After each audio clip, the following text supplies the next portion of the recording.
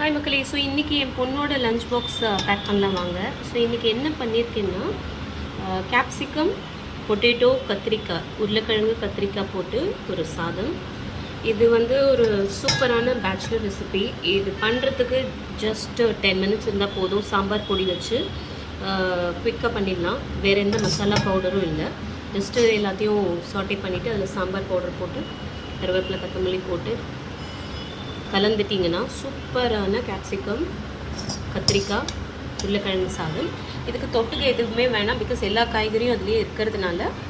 கூட ஜஸ்ட்டு சிப்ஸோ அப்பளமோ, வீட்டில் செஞ்ச அப்பளம் நான் இன்றைக்கி கொடுத்து விடுறேன். சிப்ஸ் நான் மோஸ்ட்லி அவாய்ட் பண்ணுவேன், அவனுக்கு கொடுக்க மாட்டேன். ஸ்வீட்டுக்கு எள்ளுருண்டை இருக்குது, அது கொடுத்தா சாப்பிட மாட்டா.